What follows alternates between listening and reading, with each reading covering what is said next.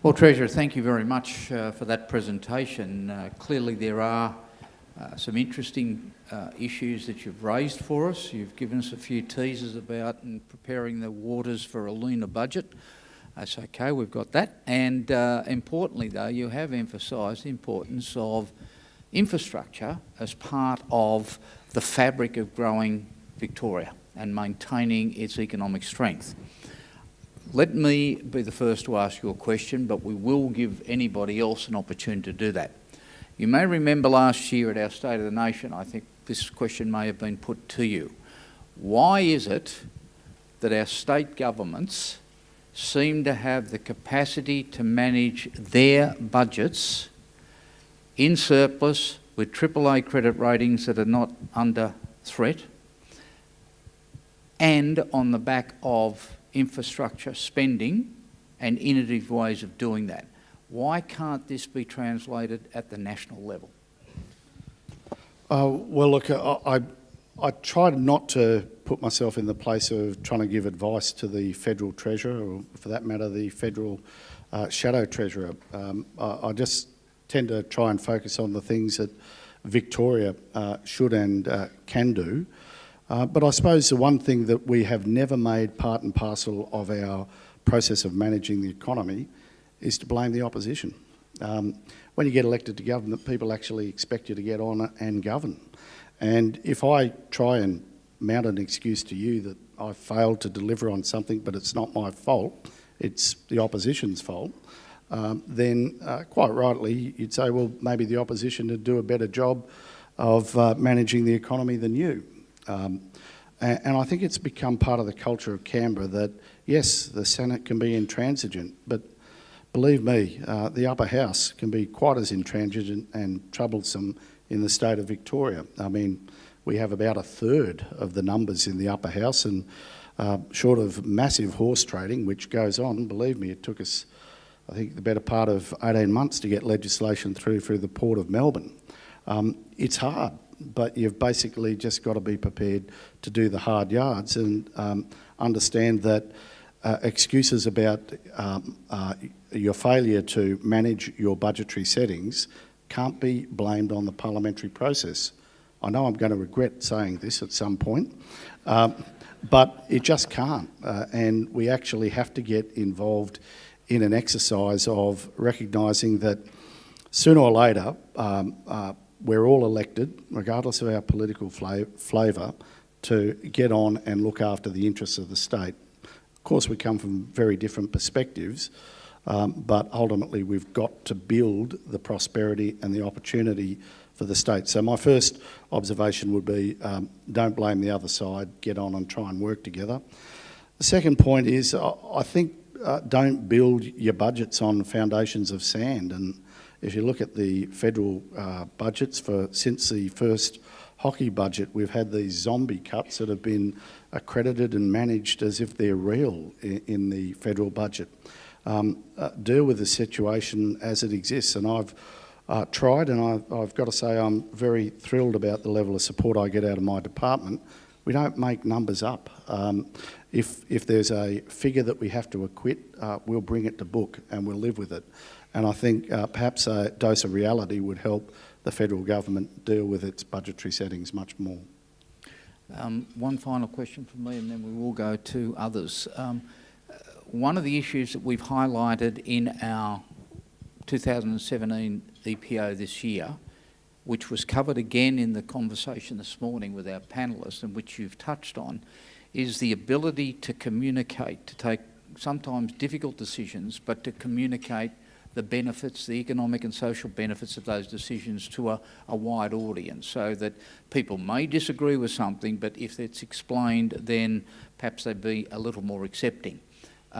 Why have you, as Treasurer in Victoria, been successful in doing that, and what lessons are there for other people around Australia in engaging with the community at large, given, on the evidence that we've heard today, such a wide group within the Australian population simply have turned off, tuned out, aren't interested in what the current politicians representing them in Australia have to say, and put their faith in people with slogans, but without any solutions. Wow, that's a big one, and can I thank you very much for giving me such a big rap. Quite frankly, I think the jury's still out on my tenure. The hard business starts, of course, in the context of this upcoming budget in many ways. Look, I have a view about politics that we've fallen for the trap, particularly those of us who genuinely get into public life to change things, to make things better, to affect people's lives in a positive way, that we're afraid sometimes to talk to those who are the losers of any short-term decisions that we make. And, you know, that fear ultimately turns into just base opportunism. If ultimately all that we decide to do is stand up and bow for the good times, but not be prepared to make our case, whether it's about tax reform or whether it's about, I don't know, the siting of a juvenile detention facility in your own electorate, all of these things ultimately mean that you have to hold yourself to account. And from my perspective, this idea of blame shifting, of taking no culpability for the situation that the government, the economy finds itself in, absolutely disempowers the community. They feel like all they're doing is talking to an empty suit in many senses. So politicians have to be prepared to say, well, there might have been a lot of factors that impact upon the economy, but I'm the Treasurer of the state, and if you want to hold somebody to account, you've got every right to look at me and say I either like or dislike what's going on in my life, what's going on in my economy. Now, I'm sure many people would join me in saying, well, it's not all your fault. But at the end of the day, politicians ultimately have to take responsibility for the things that they can change. I seem to remember that. Yes, all right. Right, now we're going around the room, and questions. If you do have a question, if you could just put your hand up. We have some microphones that can be brought to you. Don't be afraid. This is being live streamed, going out to 4 million Australians. Don't be afraid, though, to put your hand up to ask that question, and the microphone will be brought to you. If you could, I have one over here. If you could just introduce yourself, but also put a question and not try and debate the Treasurer today. Thank you. Thanks. I won't do that. Stephen Pearsoni from Latrobe City. It'd be remiss of me, Minister, not to ask a question about the current goings-on down there. You touched on the closure of Hazelwood, and you mentioned there was obviously funding being allocated to the Latrobe Valley Authority, and some of your thoughts around what the government's doing. The community is certainly concerned that to date there haven't been any announcements about jobs being created or the like. I know that's often difficult in the environment, but I suppose given the context of the closure of Hazelwood, I'm wondering what your thoughts are about the role the authority plays and government, particularly in relation to ensuring that regional areas can continue to support the economic viability of the state. Yeah, well, I think Latrobe Valley is particularly an area that the government will focus on in not just the short term, but in the long term. And the idea of establishing an economic employment zone has been done for just that purpose. It's not about what we might ultimately be able to do for the purposes of a media event tomorrow, but recognising this is going to take a long time. The other point I'd make is the level of investment that the state's made.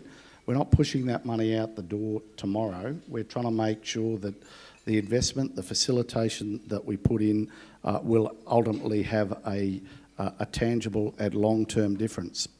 Of course, whilst Hazelwood hasn't closed down yet, the impact will be felt in the community in the very near future, as we're expecting that closure to occur in only a matter of weeks. Now, that being the case, I suppose the first and most important thing is to make sure that we can work with the workforce, the energy producers, and see if we can get some greater lateral movement through the workforce for the younger workers, and a lot of work is going into just that issue, and the state is playing a very substantial role in that. Additionally, I think, and importantly from our perspective, there are quite a number of proposals of things that we can do in terms of focus of our infrastructure investment, both infrastructure that's happening in the Latrobe Valley, but the support for infrastructure that's being built more generally right across the state. And I make the obvious point that the rendering facilities that were once open in Morwell were built during the time of a previous Labor government to support Eastlink, and that the government will again continue to look at how we can shift some of that supportive work in infrastructure into those areas. There's a lot that we can do in this space, but we obviously are not going to have a flurry of announcements that don't amount to much. We're going to try and deal with this in a incremental and a considered way. And we're also, of course, serious about the establishment of the Latrobe Valley Authority, which is a body on the ground aimed to give us the support and assistance that we need to know what the community expects of government and the support of industries they want to see developed over time. Thank you. Hi, Benjamin Price from The Age here. Treasurer, I was just wondering if you could explain what you mean specifically by a sensible and competitive tax mix. Well, I suppose I could, Benjamin, come out with the standard line from Treasurers. You might have to wait for the budget for that. And I'm not sure that I'll get into too much of this area, but I think if you're looking at housing affordability, one of the obvious things is, well, you have to make a judgment. Where does the balance appropriately lie? Does it lie in circumstances where the state has, I think, failed to put sufficient emphasis towards home ownership and access to housing, or have we gone too far, together with the cumulative impact of Commonwealth taxes, to support investment over home ownership and access to housing? And I think we have. Treasurer, I wonder, you did have a list of specific industries and jobs for the future and industries of the future that you thought were worth supporting. I think you talked of medical technology, energy, international education. In fact, CEDA sponsored a Vice-Chancellor's panel here, not here, but in Melbourne on Monday.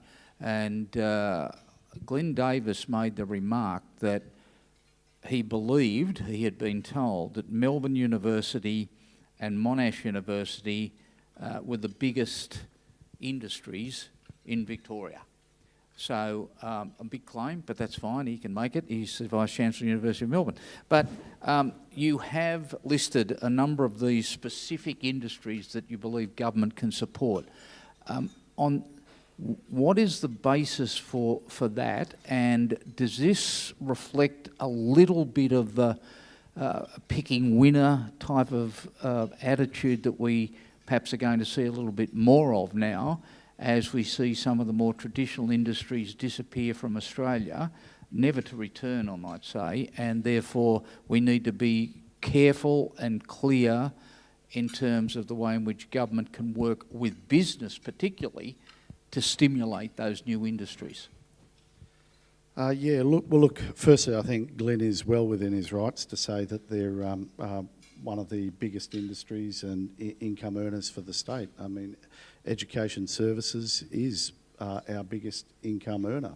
The fact that Monash and Melbourne have such a great international reputation is putting us in a very strong light, and we need to recognise that we should utilise those opportunities every time we can. And I mean, not just from the sense of trying to encourage more foreign revenue to come into the state of Victoria for the purposes of access to our educational system, which is first rate, but to recognise that there's flow-on benefits that flow from people's engagement with and appreciation of Melbourne and Victoria.